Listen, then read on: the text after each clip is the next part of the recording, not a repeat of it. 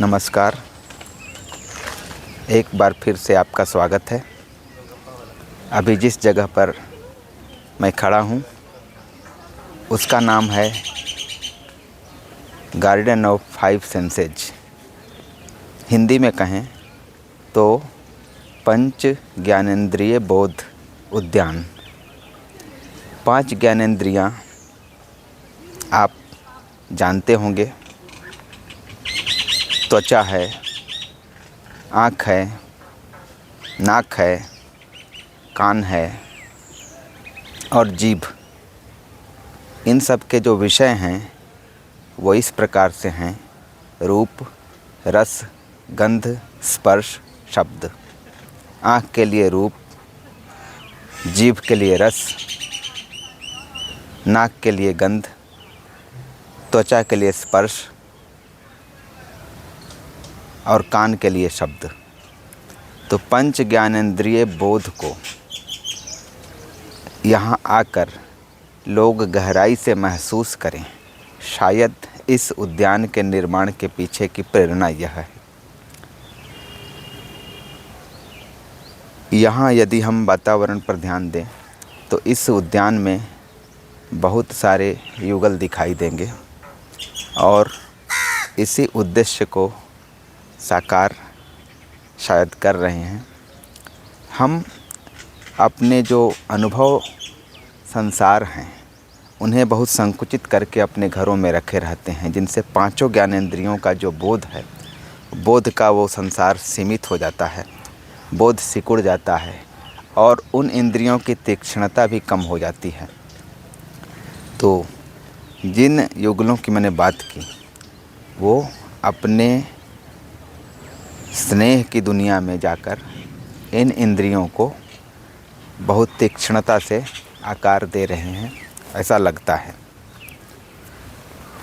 अगर हम स्नेह को या प्रणय को या प्रेम को भाषिक दृष्टि से देखें तो बहुत सारे पर्यायवाची मिलेंगे। प्रेम है, प्रणय है, स्नेह है, मोहब्बत है, उल्फत है,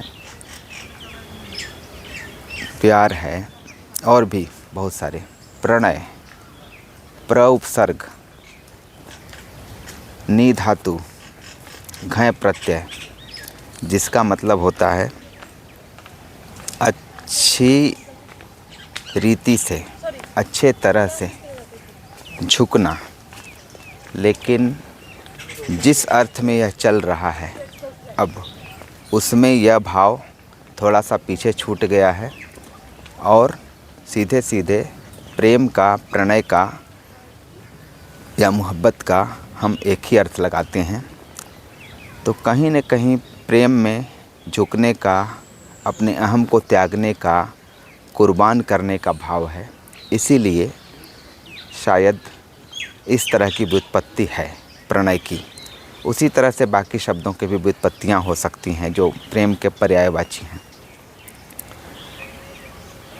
प्रेम एक रूहानी छुअन वाला भाव जो इंसान के पथरीले डगर में अचानक जल का स्रोत खड़ा कर देता है या उसके पथ को कोमल कर देता है और अस्तित्व का बोध करा देता है।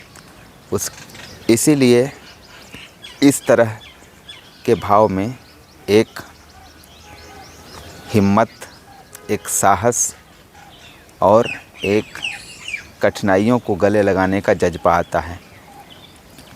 संस्कृत साहित्य में देखें या हिंदी साहित्य में प्रेम आधारित काव्यों की, साहित्य की एक बड़ी श्रृंखला है। और अगर हम कहें तो यह कहना अतिशयोक्ति नहीं है कि सबसे अधिक काव्य, सबसे अधिक साहित्य प्रेम पर ही लिखे गए।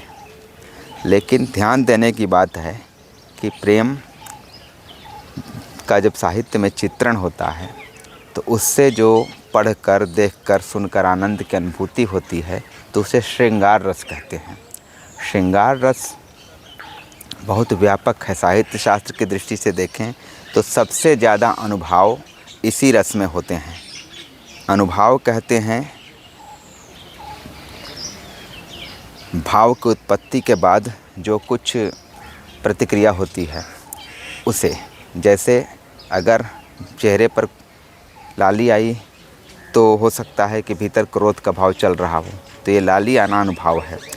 शरीर कांपना, स्तंभित होना, ये सारा कुछ अनुभव है साहित्य शास्त्र में।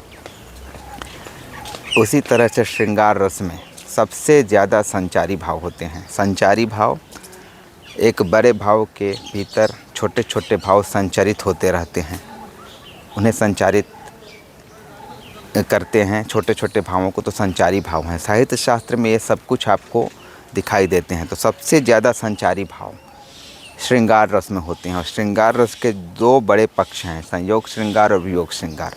तो यह जो उद्यान है, यह उद्यान पंच ज्ञानेंद्रियों के बोध का उद्यान है, ऐसा मुझे लगता है। घोषणा जो है, जो नामकरण है, लेकिन यहाँ पर सबसे ज़्यादा प्रेम या श्रृंगार का वातावरण देख रहा हूँ।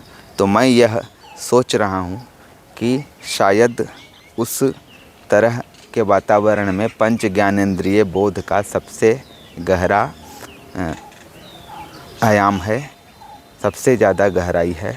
तो पंच ज्ञानेंद्रिय बोध को कहीं ना कहीं ये उद्यान सार्थक करता सा दिख रहा है। तो भाषा का जो यहाँ थोड़ा सा विमर्श हुआ इस उद्यान के माध्यम से, वो आपके सामने है। जल्द ही किसी नए विषय पर कोई नया वीडियो लेकर आपके समक्ष उपस्थित होऊंगा। तब तक के लिए नमस्कार।